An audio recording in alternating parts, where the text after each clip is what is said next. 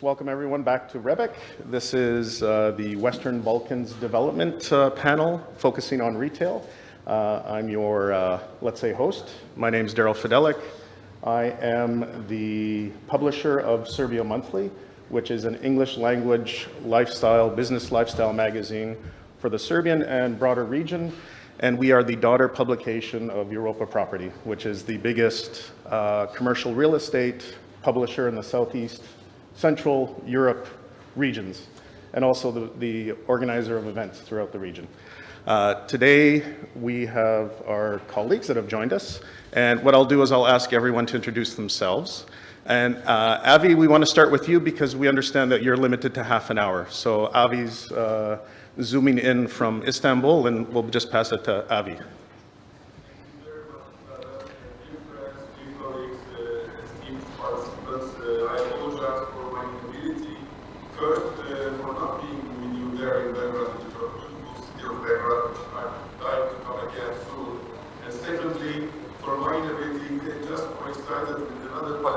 I have to moderate, so I will be playing you, Daryl, in 30 minutes time. And I'm very glad that Alexander and all the organizers gave me this opportunity to appear in front of you. Based on my background in Turkey, that I have been a shopping center consultant mainly, even though we are calling ourselves commercial real estate, but still mainly and mostly retail. So I was a shopping center manager, I was a professional, and then I've established my own small consulting practice, selling it to Jones Lang LaSalle some 15 years ago, and now back to my initial company, which is 25 years old. And here I am to share some views, to learn from you, and to participate in this very important event in Belgrade. Thank you very much, Sarah.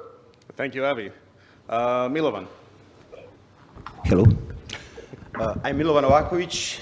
I'm coming from Montenegro, and I'm representing Colliers International, now only Colliers. I'm with Colliers for the last 16 years, and I was very privileged to be part of this company and to work on the biggest project that happened in Montenegro and to learn from the best in the industry. So I will tell you more about some concrete themes later. Thank you. Milos? I'm also coming from Montenegro, but comparing to Milan, I live in Serbia. I'm development asset management director in a very well-known company, Delta Real Estate, regional player. Right now in our portfolio we have hotels, shopping malls, office buildings under development, also a few very important, regionally important projects, office projects, residential, etc., etc. But later on we will discuss about it in much more details. Thank you. Nino? My name is Nino Stepinac. I come from Zagreb. JISK is a Danish retailer which is present in all the countries in the West Balkans, so it is actually great for me to be here. And from these countries I'm responsible for expansion and property management for Serbia, Croatia, Slovenia and Bosnia. And in the rest of the West Balkans area and countries, JISK is operated by franchise partners. So in these 4 countries of West Balkans where I'm in charge for, we have 152 stores at the moment, and with great plans to expand to over 200 stores. Yeah, which is great. So we have a number of panelists who cover the region. And I think what's interesting, Avi, we'll start with you, is kind of your perspective on the Western Balkans, coming from Turkey, what opportunities might lay here, and generally your view of our region, let's say, if I can call it Nash region. Of course, our region, and because I am coming from the European part of Turkey, my mother's side is in Thrace. Thrace, as you would know, in Turkey is 1/10 of the land, which is on the European part. That's why in Turkey, even though European Union does not accept us into full membership, but we are still dying to become Europeans rather than Asians. But in any case, being on a geopolitical position, being on the furthest eastern part of Europe, of course, Balkans, with our rich historical connections, with our history, common history, and many common values as well, definitely is an important market that we are looking into the Western Balkans We have some Turkish developers, investors in Romania. We had them in Bulgaria, Moldavia. And now that we are now looking at Serbia, Kosovo, especially with the expansion of our retailers, we are hopeful that there will be even stronger ties. Thanks to the Turkish Airlines, who is flying to every destination in Balkans, so we have even daily flights. We can come in the morning and return in the evening. I'm sure that this is going to help to increase the relationships, the economical ties in between those countries in the region and in Turkey. And based on the infrastructure developments that we are witnessing in the Balkans, and especially after the unification with Europe, and we are also witnessing, like in the case in Bulgaria, that Bulgaria is becoming like a software house for the Balkans. So many new professions are on the future, on the horizon. And we believe that with this new infrastructure investments to be followed by new construction, new urbanization, retail-wise, I am sure that we will see even livelier city centers. And we have been trying to follow up the trends, especially with the Euromonitor reports, annual reports, that the new trends, especially after the pandemic, that in the earlier times when we were working for the shopping centers, we were running after the demographic indicators, so that we were planning ourselves, planning our commercial real estate in the demographic approaches, men's section, women's section, children's section, and then the common areas, then the food courts. Now, after going through the psychographic era, that I can mention that at that time, we started to consider the lifestyle segments of the consumers, of the shoppers that are coming to our commercial properties. But since a few years back, with all the new trends, with the changes the pandemic also introduced to our lives, now we are seeing that the younger generations are showing some shifts in terms of value graphics, new values, new environmentalism, sustainability issues and matters. So this new economical trends in terms of the sharing economy, in terms of introducing the new shopping technology and new channels into our lives, I am a little bit hopeful that we will be witnessing some rather important changes into our fashion, into our ready-to-wear, and especially into the food and beverage sectors of our commercial properties, so that street food now is coming more and more into our commercial properties instead of their old traditional locations in the street sides, in the street places. And another interesting trend that I have been witnessing, especially coming from the western part of Europe, primarily UK, London streets, that the street fashion is starting to push back even the luxury fashion within the department stores, in terms of opening up new brands, new stores. So in that perspective, I am expecting that there might be, and we might be knocking your doors in the Western Balkans for more Turkish retailers, for new casual wear. We already started to have some brands like Waikikis, like De Factos, like Cotons already in the marketplace. But you might expect some newcomers because the foreign currency troubles, devaluations in Turkey is making the export markets more and more attractive for the Turkish retailers. So we consider the Balkans, the Western Balkan region, to be the bridge for us to Europe. So to overcome the less favorable internal market conditions internally, I'm very hopeful that you might be, facing some new Turkish retailers, not only on the fashion, not only on the ready-to-wears, but also on the food and beverage side with the new Turkish gastronomers as well. That's great. Do you see? How do you see Turkish companies integrating into, let's say, Serbia, Croatia, into the Western Balkans, mentality-wise? Is it easy to operate? Do you run into walls, or how do you find this market? And I know you're just looking to get into it, but what is your perception of the mentality? The mentality, dear Daryl, is rather close to us, and we have many common characteristics in terms of the trends of the consumers, in terms of the shopping levels. I've been to a number of countries myself as well, and from my context in the Turkish retailer circles, I'm seeing that they are becoming more successful in the Balkans rather than Western Europe.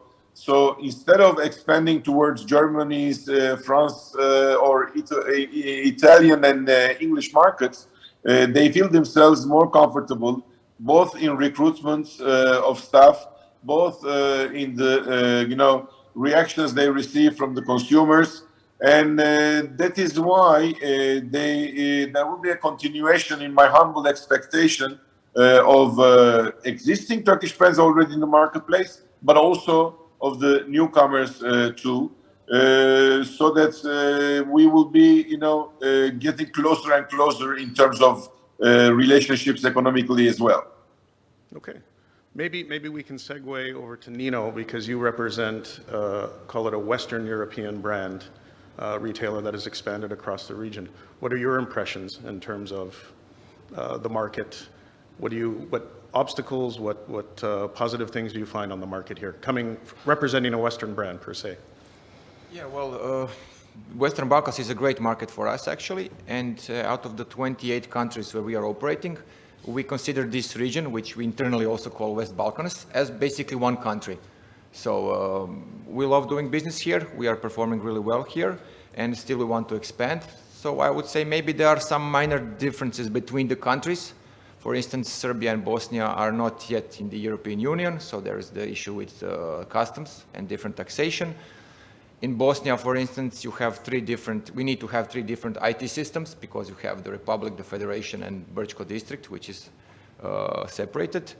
There is also some issues with bureaucracy.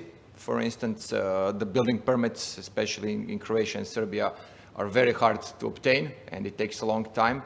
So maybe that would be something we have problems with explaining to our bosses in Denmark, because it's not something that happens in the rest of the markets where we are present. Yeah. But anyway, when you leave that aside, the business can be done, and in this region we are present for over 10 years. So I wouldn't say that there are special obstacles. Yep. Milovan, coming from Montenegro, what kind of projects are you involved in? What kind of obstacles do you see? What are the positives, the negatives? And maybe a brief for those that aren't familiar with Montenegro, the size. It is the smallest. Yes, it is. Montenegro is a very small country with a population of approximately 600,000 people, focused mainly on tourism, which is the main industry. And commercial retail sector is not so active in Montenegro for the last 10 years. We are recording some smaller schemes which are opening in some smaller towns, but there were some big activities. Fortunately for us, we were working on all big schemes in this industry, starting from Delta City, where we did we provided all services until opening for the client. The second biggest shopping center, which was also a company from Turkey, Gintaş, maybe Avi is familiar with them. We were also providing, after we leased the property management services. Also one of the most recent shopping centers that we coordinating from start till the end, including project management. That was also first time that we were providing this service in the market, including 2 years of property management. Was one smaller scheme in Kotor called Butiko. I gave the name together with my colleagues to the scheme, so that was a very interesting thing. Related to the other towns, the shopping industry or the commercial retail industry in Montenegro is pretty similar with the rest of the region in southeastern Europe. So we are recording some balanced situation. So from the supply perspective, we are recording some new schemes Now with Pristina Mall, Kosovo is done for a decade, I believe, Milos, and you will agree. In Albania, we are also recording some also hybrid schemes which will be offered to the market, but we are not expecting some big schemes in a shopping center industry that will happen in the region of Southeastern Europe, which is not the case with other schemes like stop shops and retail parks. So this is something that has shown the biggest flexibility from different perspective. Also, our region is not, from the macroeconomic perspective, it's not still financially strong with average salaries and other important factors. So retail parks also during COVID crisis has shown the biggest flexibility, and most of the developers will focus on these schemes in the future. So this will be the case also in Serbia. I believe that you will have additional 4 schemes in the next 3 to 4 years. In Montenegro, we are not expecting any major investment in shopping center. There will be one, to call it major reconstruction of the biggest shopping center, which is Delta City. So our clients, big CE, with whom we are working very closely and with whom we closed the biggest transaction ever happened in Montenegro. Capital Plaza, it's a mixed-use project. It is a project of almost 100,000 square meters. They're going to expand Delta, and there Milos is also familiar with that. I'm sure that they are working with one of the best architects, and this will be one of the maybe most beautiful schemes in this part of the region, with additional 20 to 25,000 square meters. So big is the biggest actually player in this industry in our country. With they invested around 200 million, and very soon we believe that we will announce some greenfield investments. Also, this company will be involved in this, and this is a good thing for Montenegro, because this kind of investors and developers, they are bringing knowledge into the country, and with this knowledge and their way of doing business, because Delta City, they're third owner of Delta City. So we are not recording any new development, we are recording acquisitions. So this kind of developers are also the best ambassadors of the country. And in this new, we believe that in Nikšić we will have some greenfield investment, one retail park, which will be also very important for the local society, because Nikšić is the second biggest town with 70,000 people populated there, with an industry which is not so diversified. So it's very important for this kind of local communities to have such a big developer who is they're going to change the mentality, and they will bring additional new 400 potentially jobs, etc., etc. So this is actually the most important thing for all these new emerging markets. Who are the developers? It's not important, do we have money? How much money? What is the knowledge? What is the value that we are bringing? So we are very happy that we have BIG as the largest also developer in this part of Europe. The market is generally pretty stable. We are not expecting any disbalances. If something happens, it will go down slightly, but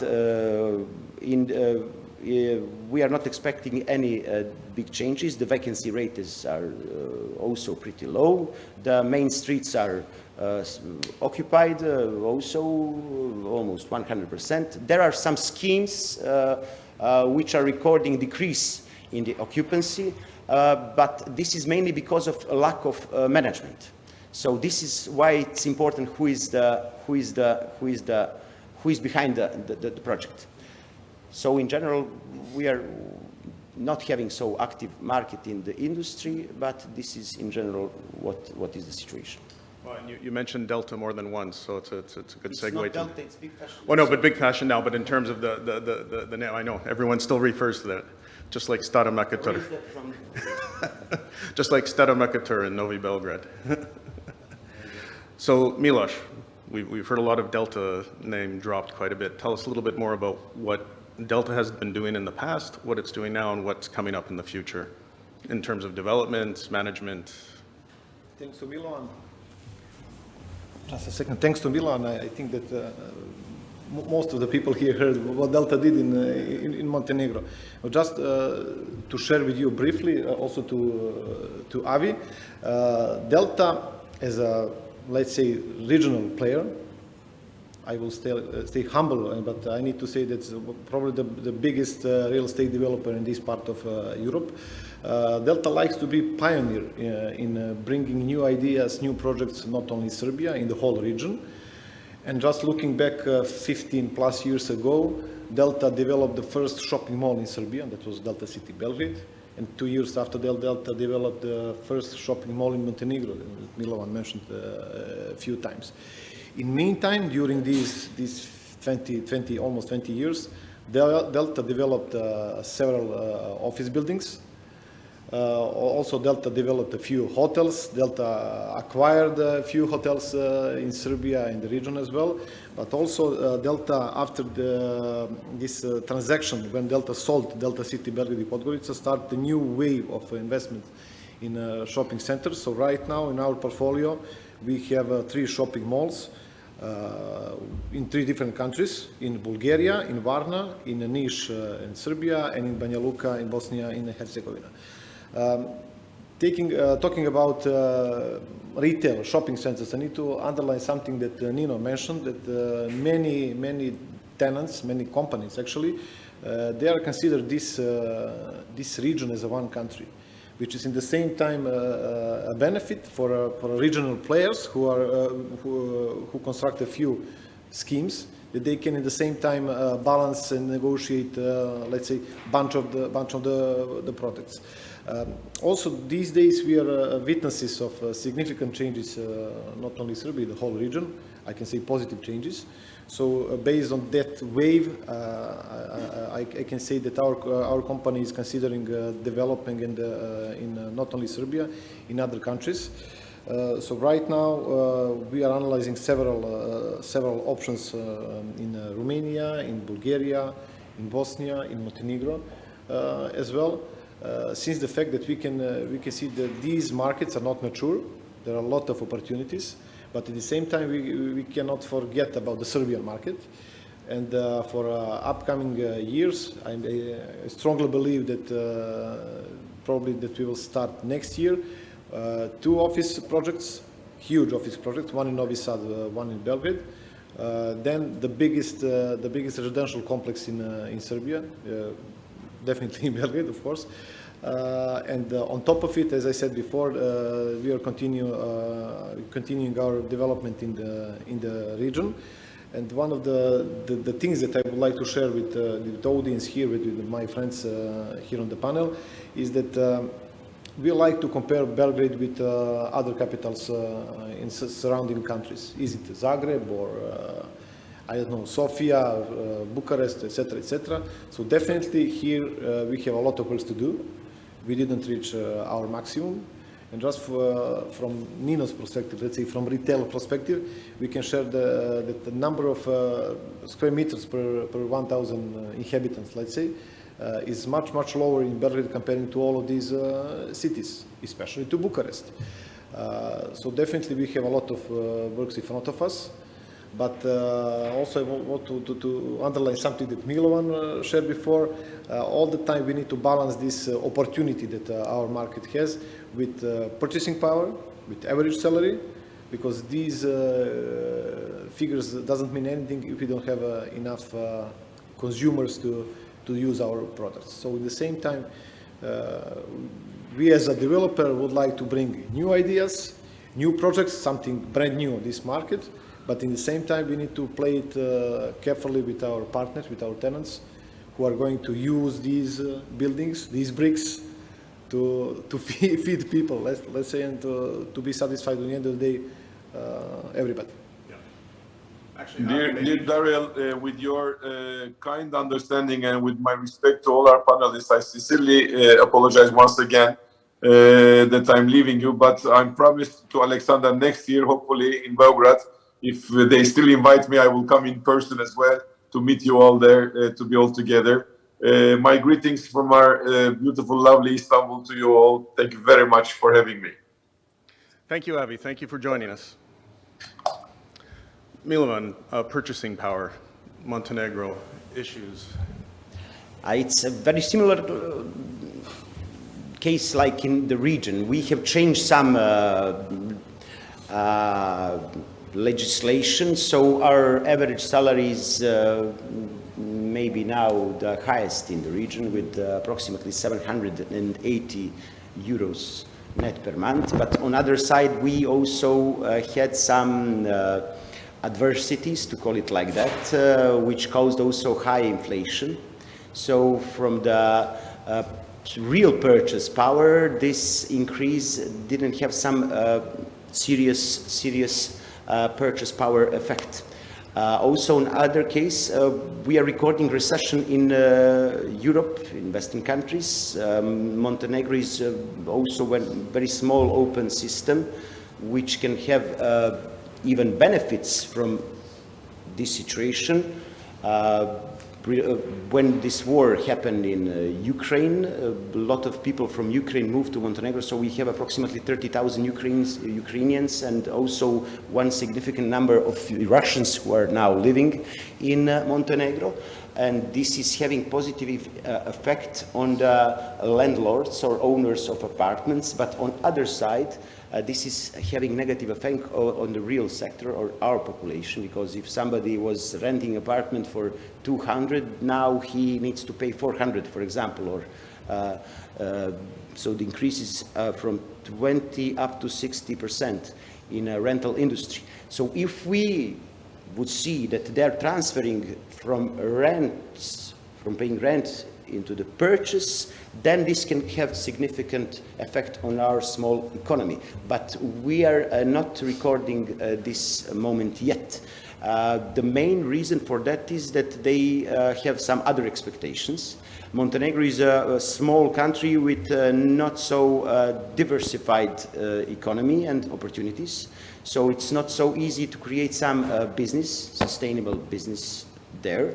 So something that we are working on, and this is something that I believe in, and I've started that in Montenegro, and this is now officially adopted, is this digital nomad visas.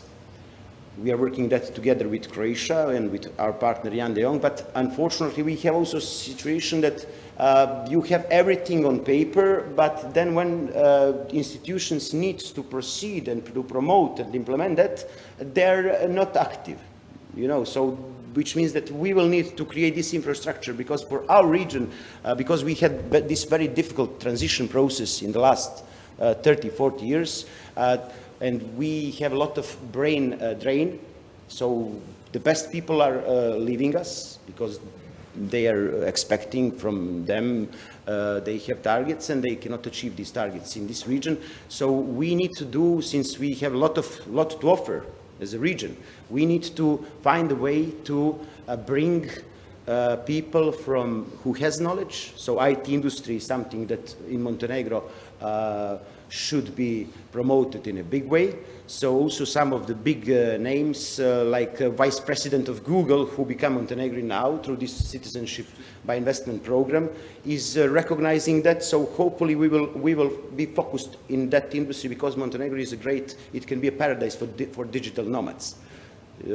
For other industries, we have a lot of potential related to the tourism and then agriculture, but for some major industries which are present in the big countries like Croatia, Serbia, etc., we don't have that kind of potential from many different perspectives. So in general, purchase power is now higher, but when you are analyzing the macroeconomical situation in Montenegro, the future trends and this threat that is potentially coming to us, when you're analyzing the budget and the structure of revenues, because in the region all politicians are speaking about GDP growth, GDP growth, GDP growth. But when you enter into the analytics of this GDP growth, I'm not sure that we will see that this GDP growth will have significant effect on GDP sustainable development.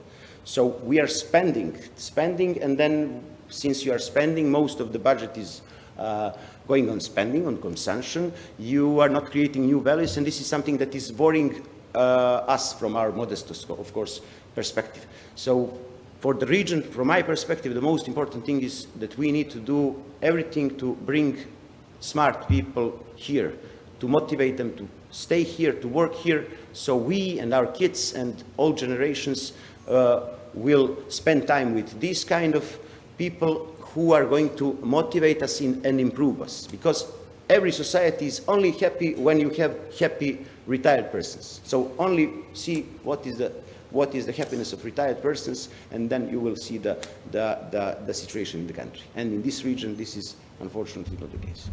Milos, how does purchasing power affect the world of Delta? That's a very broad question. Luckily to us, we developed, we sold, let's say, first of all, these two shopping malls when they were on the peak. Everybody knows it on the market. And also we had lucky, we recognized this moment of the market, and when we started new development of shopping malls, as I said before, Varna, Banja Luka, and Niš. So let's say we abused good situation on the market. Right now, I'm sure that Nino can confirm, due to all of these issues that are caused by this idiotical war that we have in Ukraine, we can notice that many companies worldwide, let's say, but from Europe's perspective, are having a lot of issues, which also has a significant impact on us as a landlords. On daily basis in new papers you can read actually that many companies in Germany are in the process of bankruptcy. All of these companies have branches here in Serbia, not only Serbia, in the whole region. So probably in upcoming months we can expect, let's say, that maybe they will close shops, etc., etc. So that's the thing that we are facing right now. Also, many tenants are facing a bit problematic turnovers. So that's the part of the answer of your question related to purchasing power. But on this market, as I said before in initial conversation, we have a lot of work to do in front of us in order to develop this market. First of all, that we are lacking important and good tenants from shopping mall perspective. Also comparing to Bucharest that I mentioned before. Over there in Bucharest, if I'm not wrong, they have at least 4 shopping malls, and the average GLA size is more than 80,000 GLA square meters, which is much more than Belgrade. But if you compare Bucharest and Belgrade, more or less the same population. The number of tenants they have on the market, it's much wider than here in the whole region. So which give them confidence to develop and to play, let's say, with all of these tenants in process of creating a tenant mix. That is something from shopping mall, or actually retail perspective. I'm coming back to office area because we are developing office as well. Right now, the percentage of vacancy in Belgrade is on pretty much low level, 4.5%, something like that. And also everybody in the market, when I say everybody, I mean developers, they are also using or abusing this situation to increase rents as much as possible, especially in A-class office buildings. And also you can see today many new developments of office buildings. So taking that in consideration, we are going to start a few developments. And on the third side, let's say we have hotels. Right now, hotel industry in Belgrade is booming. I'm telling you from our perspective, since the fact that we have 3 hotels in Belgrade, 1 in Slovenia, in Ljubljana. Right now, knocking wood, let's say it's very good situation. And on fourth side, let's say from the residential perspective, everybody knows it's the fact that the prices per square meter in Belgrade are much higher than in each capital in surrounding countries, much higher than in Budapest or in some cases in Barcelona, Athens, etc., etc. So we are going to do something very good, very interesting in Belgrade, and in upcoming months we'll be able to share with the whole market what Delta is going to do related to residential projects. We're looking forward to it. So, Nino, on the tenant side, we've just heard some of the positives and negatives. What's your impression of the market now, also coming from a Western European company where, Milos has mentioned a lot of these companies are closing offices here and so on. You're still expanding, correct? Yes, we are still expanding. We have also these issues, especially this crazy inflation. So our expansion is still full speed ahead, but we are not achieving our targets in the, let's say, in the last 2 years. Because right now the rents are crazy, the construction costs are going up as well. And more or less our sales are stable or stably increasing, but we have some drop in the number of customers, which is also a very important factor for us. So lately what is going on when we are approving a new location, we have the higher rent, the higher cost for construction or for furnishing the shop.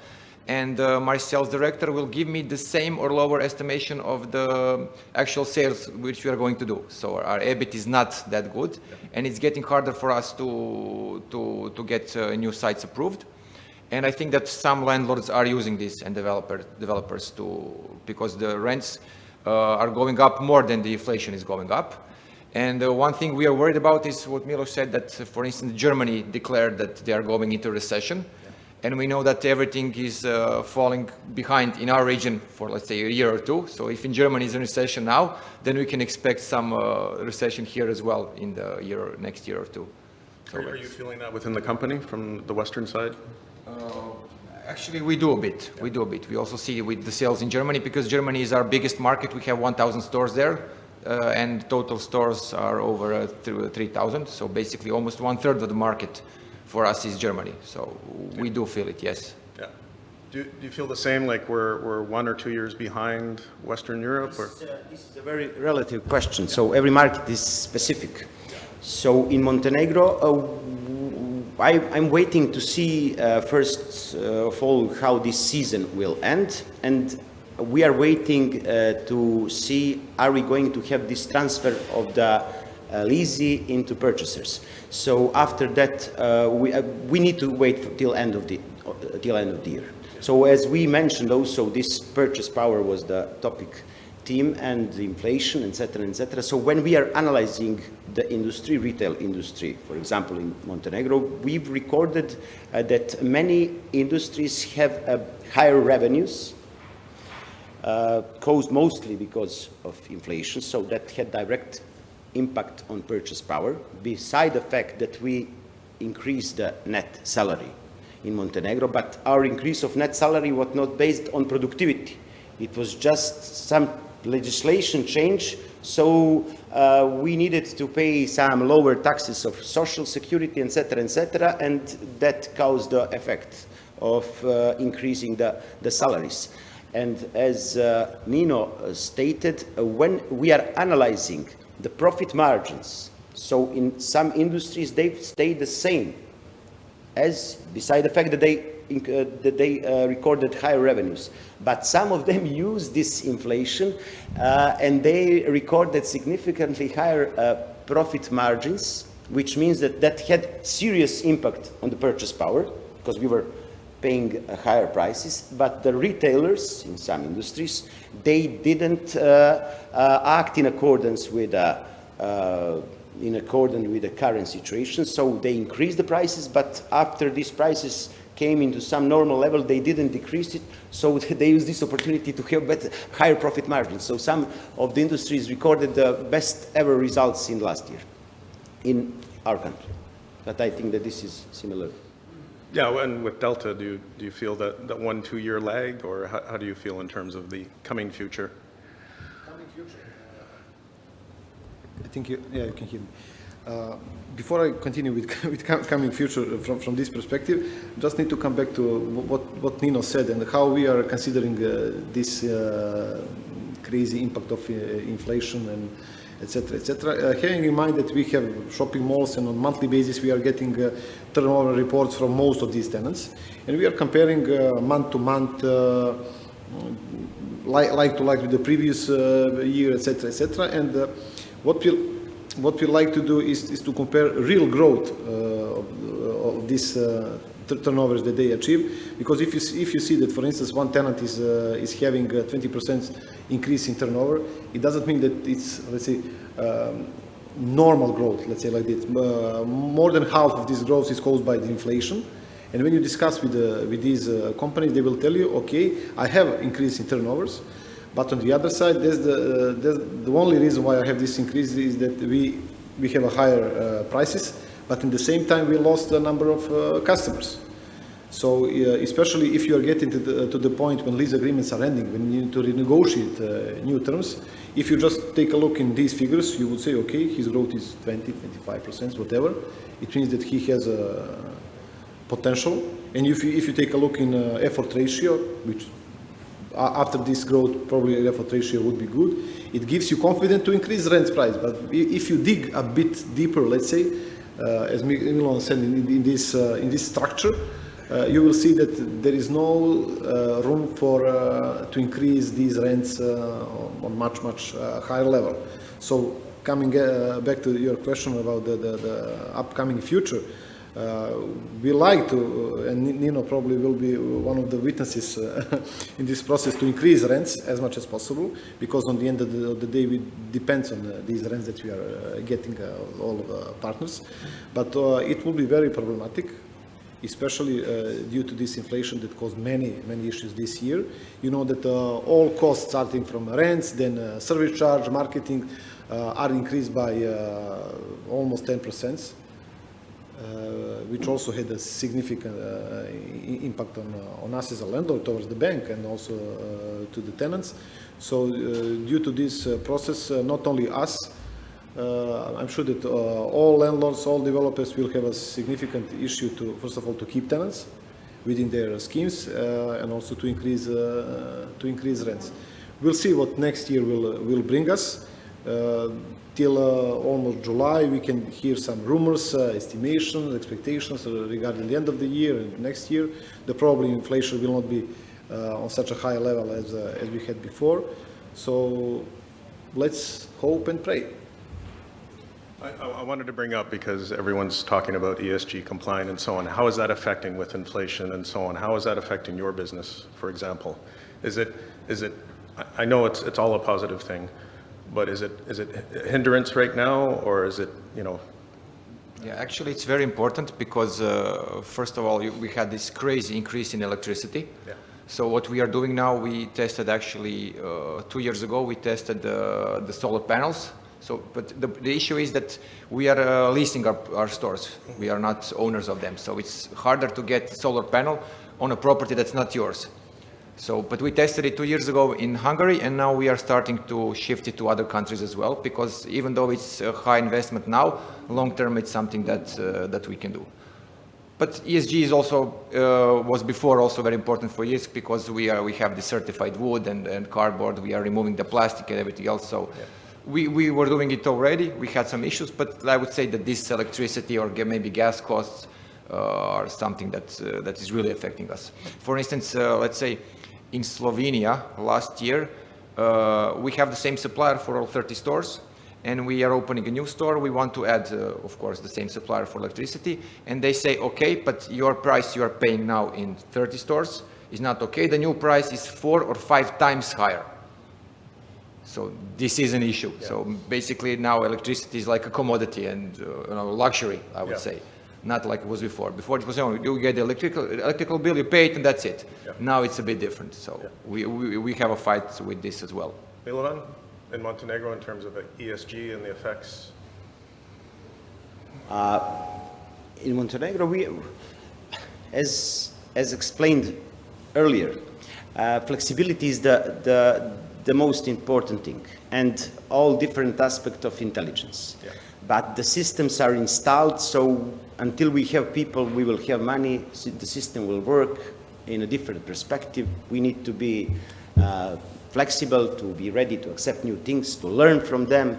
That will make us harder and stronger, and hard people are creating better times. Tough, strong Balkan people. Yeah, what Milo said, we have this issue that we need to keep young and smart people in the country, and also maybe attract other talent, because just for Croatia in the last 20 years, we went from almost 5 million inhabitants to less than 4 million inhabitants. So that's a lot of brain drain from the country. So this is one of the main tasks as well. And revenue, exactly.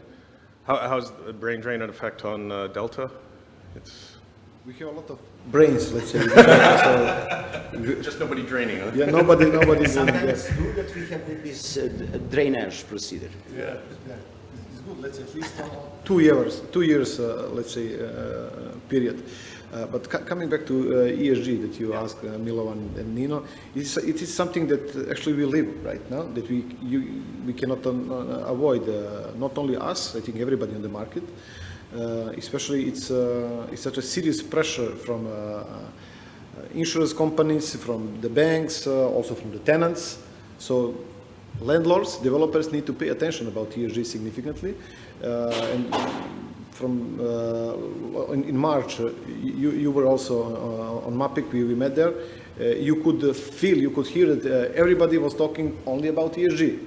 ESG, also in terms of this war in Ukraine, that they are going to build some new hospitals, whatever in Ukraine, need to be based on ESG principles, etc., etc. So it's not something that is written on the paper. It's let's say normal reality that we need to use. It will reduce consumption of the water, of electricity, etc., etc. Means a lot, and especially from landlord's perspective, from somebody who is going to run these real estate projects, it's very important that on long-term level, definitely costs would be decreased, significantly decreased.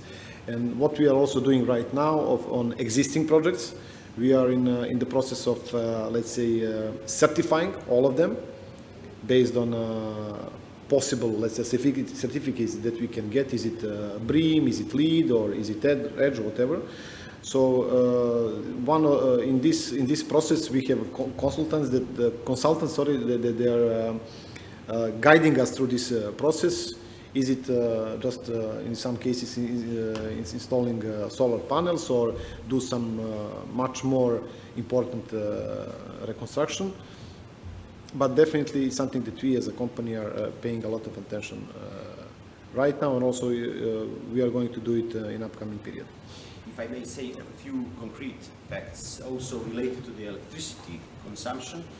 For example, in Montenegro we were fortunate and we had oversupply of electricity, and the electricity situation and prices are stable because almost 40% of all electricity were consumed by one aluminium factory, and under privileged conditions, though the government has cancelled this agreement with them, so he was not on the grid, so we have oversupply. So this is a very stable. Related to the environmental policies, etc., we were pioneers in this industry through Montenegro. So we started to promote LEED, and I personally, we established Green Building Council in 2010 in Montenegro. And we did some good projects, so we were pushing, but as Milos stated and Nino, the most important thing is who is developing this process. So when Delta, with this state of mind now, so in 2006, Delta didn't have this way of thinking, but now they are thinking in this way. So they will bring you LEED, BREEAM, EDGE, and they will bring you this knowledge and practical skills, etc., etc. We've started also several projects in 2010-11 because I was pushing that. That was interesting industry. So we did in practice one LEED project, and we finished our work from the consultancy perspective. But when they've started to implement it, some engineers came up and they said, listen, I don't know how to do this, let's do it in a conventional way. So they applied only some things. So Luštica Bay was the case, one big project behind Denis Orascom, a big developer, worldwide known developer. They've started their project with a LEED, but they didn't know how to use it. So they implemented the LEED standard in these first phases. But unfortunately, their brokers who should use that as a sales kit, because that was the first, they didn't know how to apply it, and the local teams, so they stopped with that. At the end, this is good for the developers. When you have this state of mind, when you do this proper analysis, it doesn't matter, are you going to take this certificate, which was not the case with our projects that I mentioned. But there, in general, they applied a lot of these sustainable things which are in line with these international standards. Okay, great. Also, I'd like to add something. Also, coming back to how we are considered by big companies, worldwide companies. We are very small market, very small market, and somebody need to educate us from all perspectives. As Milan said, in 2006, we were not even thinking about any certificates or You didn't know? Exactly. But right now, I think there is a serious responsibility on big investors such as Delta, and also there are others on this market, to bring new ideas in Serbia and to educate markets. So based on that fact, let's say, we are also bringing some new things in the residential market that are not implemented here in Serbia. But for instance, in Western countries, it's how to say, it's normal thing. Mm-hmm. It's normal thing, not only for big companies, for let's say mid-level companies. So we, honestly, on us as a leader on this market, on our competitors, is a serious responsibility to bring this idea and educate market, and to give opportunity to other small companies to learn from these good practice, and definitely to implement it in upcoming future. I guess, I'm almost referring to Delta as a legacy company because you've been present for so long, the responsibility is key. But it appears you're stepping up to the plate, so to put an analogy. Legacy is very nice word. Yes. To describe Delta Real Estate, many projects of Delta Real Estate, and based on legacy wishes, as you said, a few years ago, Delta acquired Savat Center. The Savat Center is a very well-known project, actually building not only in Serbia, I think in Croatia as well. I'm sure that Nino knows. It's basically Congress Center.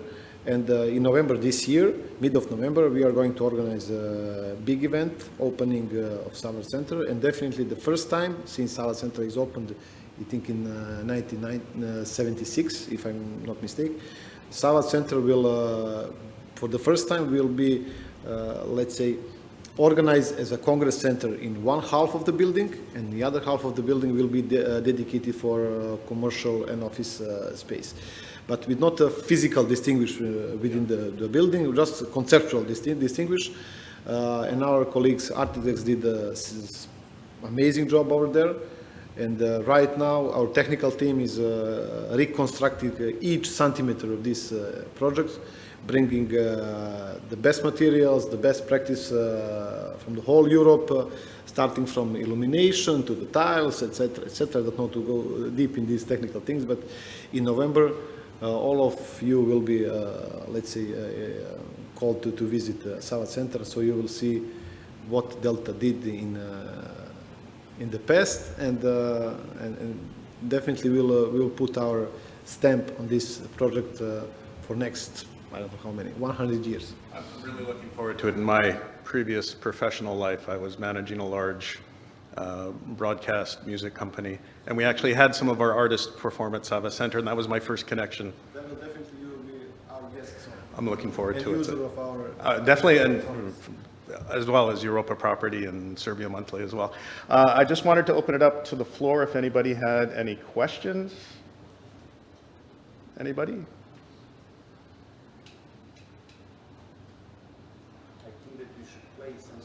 Husi and Then we'll finish it with Husi. Well, I've got the new album, but I can't play it yet. It's quiet. So, if there are no questions, why don't we just? There is Oh, a question we do. from Zoom. Someone asked, how close is the moment of saturation of retail market in Western Balkans? to me or to somebody else? I think it's to everyone. Everybody. he's looking at you. Yeah. He's looking at me. The guy from Sloom is looking at me. How long we are from saturation? That was the question. In retail market, I think we are too far from the saturation of the retail market. What we are internally in our company are doing right now, we like to benchmark ourselves and also our market with other, let's say, similar but better markets in the region. That was one of the reasons why I mentioned Bucharest several times. And for instance, in Bucharest right now, retail stock per 1,000 inhabitants is almost 700. In Belgrade is 350, plus minus, which is almost 50% less than Romania. Bucharest is 1.9 million inhabitants. Belgrade almost like a Bucharest. So definitely we have opportunity here in Serbia to improve ourselves first of all, then to improve market. But us as investors are doing the best in order to bring new tenants, new companies to Serbia. I'm sorry that Avi left us, but these days we are negotiating with many brands from Turkey to bring them here, not as a franchisor, to bring them, to show them there is opportunity, taking consideration legacy, as you said before. So we need to, let's say, convince them to come here, to show them there is a potential. It is a tough job, but definitely we believe in ourselves that we can do it. Especially that's the one part of the process of educating the market in Serbia and the region. In Turkey, for instance, there are so many companies that we don't know here. We haven't heard about them, but these companies are so strong, so good that they are presenting in all Europe. In Turkey as well, and they are making significant turnovers. But in the same time, that's our disadvantage, that in these 10, 15, 20 years, we didn't have opportunity to bring all of them.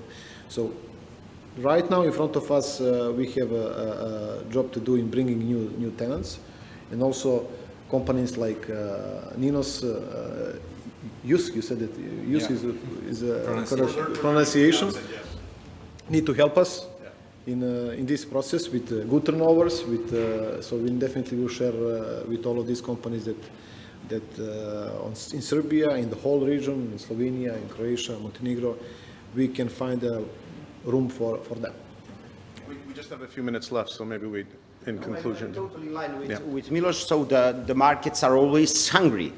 Some of them, they're on diet, so they're not eating too much.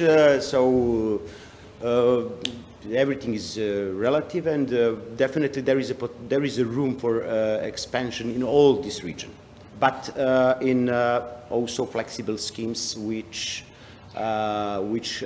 this depends also from the current, as it's very important for the developers who are the tenants, active tenants, because Delta could have great plans, but if you don't have demand, you can have only plans, or you can have some